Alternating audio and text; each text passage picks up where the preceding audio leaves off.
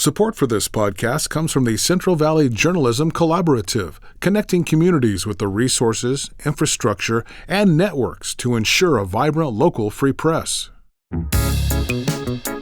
From KVPR in Fresno, this is Central Valley Daily. It's Thursday, October 10th. I'm Elizabeth Arkalian. In the northern San Joaquin Valley, Congressional District 13 has seen low young voter turnout, much like the rest of the country. But some young people recognize their vote will matter in this highly contested race. We need to have a heavy impact from young voters, like myself. Could they turn the majority? Hear more in just a few minutes, but first, today's headlines. The race to establish a human vaccine to treat valley fever is receiving renewed support in Congress.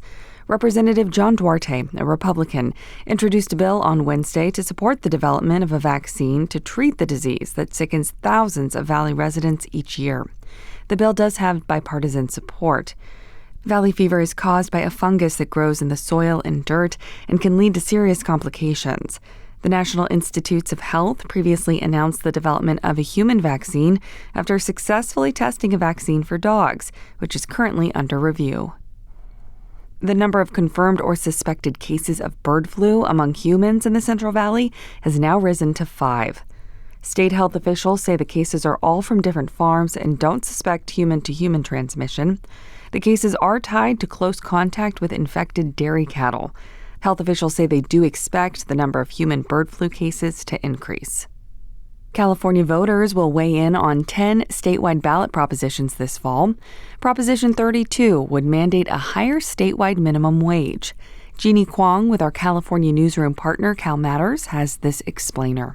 Prop 32 would raise the state minimum wage from $16 to $18 an hour starting in January. Some Californians already live in places where $18 or more is the standard, including San Francisco, Emeryville, and West Hollywood. But the statewide minimum wage lags behind. Labor unions and advocates say Prop 32 could boost pay for about 2 million workers when the cost of living has skyrocketed. The MIT Living Wage Calculator says the average single Californian with no kids would need to make more than $27 an hour to afford basic needs. But some business groups and restaurant and grocery store owners say they'll have to cut workers' hours or raise prices if Prop 32 passes. That was Jeannie Kwong with Cal Matters. A conservation group is joining in a legal fight over the Kern River.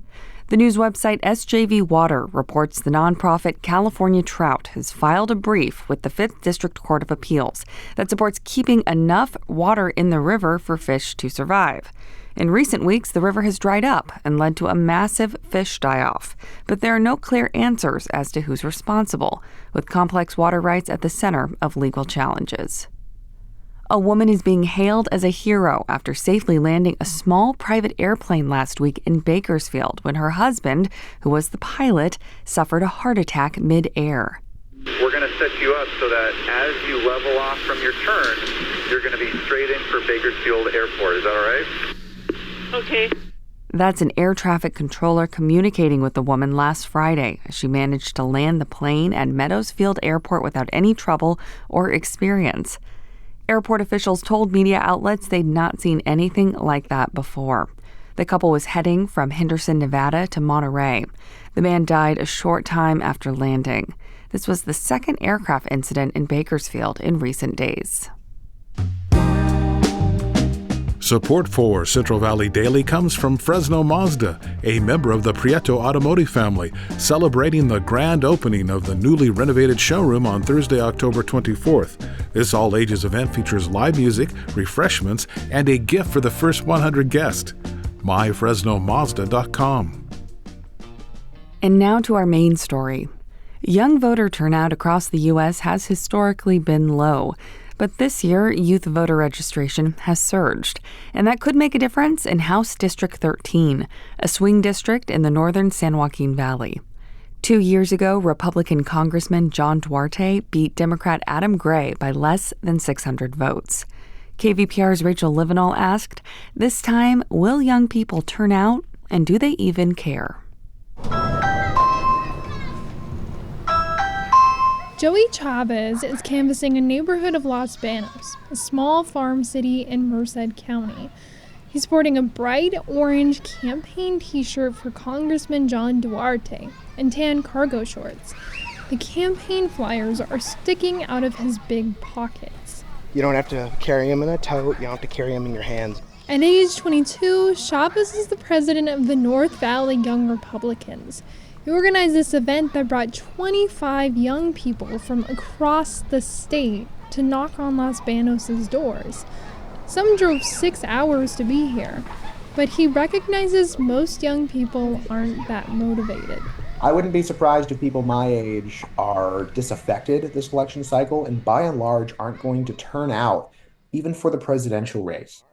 If young people do, though, they could impact this race where Duarte beat Adam Gray by such a small margin in 2022. Data shows they're interested.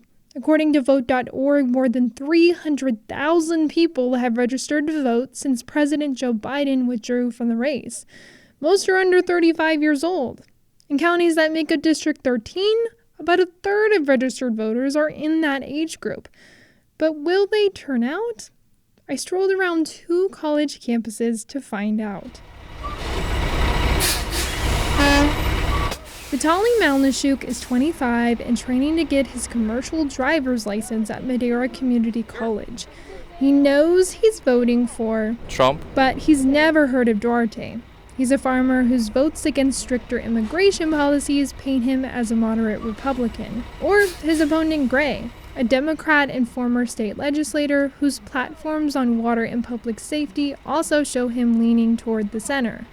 After I told him whoever wins in this race could influence the majority in the House, he said, yeah, I would vote for the Republican, yeah. Some I spoke to in Madera were more left-leaning, but few of them were informed of local races. As far as issues go, almost everyone mentioned inflation, specifically gas prices. A 40-minute drive away at UC Merced, students I spoke to didn't care about gas prices or voting in Merced. Originally, I actually wasn't planning on doing it. Mackenzie Tramp is 19, and now she plans to vote for Gray after learning what he's done for her campus. Gray is a lecturer at the UC, and a big reason a new medical education building is coming in at the UC. Elsewhere on campus, Verania Vizcarra-Sanchez is registering people to vote. And then this is going to serve as your receipt, sort of say. She's the president of the campus's Young Democrats chapter. She says students care more about the food offered at their tent than the ballot. Everybody wanted a donut, so they were like lining up. But it doesn't matter to her, as long as they learn more about voting. Getting them to register to vote was like the first step, and like that makes it easier for them to, get out there and vote, whether it's like by mail or in person. Both parties agree that every vote will count in this race. At a restaurant in Los Banos, that's what the young Republicans say after a sweaty day of canvassing. Food events. All right, pass me that wine one more time. One member, Sean Danley, drove up from Hanford. We need to have a heavy impact from young voters. Like myself, I'm 18. This is going to be my first election I'm ever going to vote in. He says it'll be a historical one. Why wouldn't young people want to have a say? For KVPR News, I'm Rachel Livinal. KVPR's Rachel Livinal joins us now from Merced, where she's been out doing this reporting. Rachel, you mentioned inflation was on the minds of a lot of people you spoke to, and gas prices too. Were there any other major issues young people brought up to you?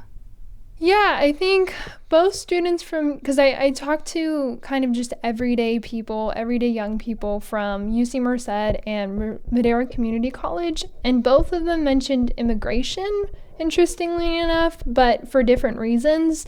So there were definitely some conservative views on immigration and also some liberal views on immigration. Also, views kind of lent themselves to what we typically think of these colleges. So like the UC cared more about education issues, whereas the community college cared more about issues like national issues, like abortion, climate change, except one person did mention the bad conditions of the roads, which I thought was really interesting. After speaking to people out in the field, what do you think it's going to take to motivate young people to get out and vote? I think it's going to take a strong push from advocates and a little bit of hand-holding. For instance, I talked to, young Democrats and young Republicans, and both of them kind of mentioned two different problems with young voters, specifically college student voters, is that one, there's midterms in November, so students might not want to vote because they're too busy studying. Also, another thing with UC Merced is that a lot of students there do not have a car. They will bike or walk on campus, those things like that. And so they may not be able to kind of make it to a voting station that is nearby because UC Merced is so separate from the rest of the county. But even though these things seem kind of minimal, it really could decide whether students want to vote or not in November because they may not really care too much to begin with. As you mentioned in your report, Congressman Duarte was a newcomer when he beat out Adam Gray very narrowly in the last election. But Gray's a pretty well-known name with a long history representing that Merced area in the state legislature. Do you have any insight into how things are shaping up this time around? Yeah, it's really hard to know. I mean, a recent poll showed Gray was leading by a very small percentage. I mean, we're talking 0.6 percentage, but a lot of people really haven't decided who they're going to vote for yet. And then as far as ad strategy, the ads and the mailers have been laid on pretty heavily recently. I say I get probably at least 3 to 4 mailers every week now. I've also seen a lot of ads, some ads saying Adam Gray is not for the Republicans and ads that say Duarte is against women's rights.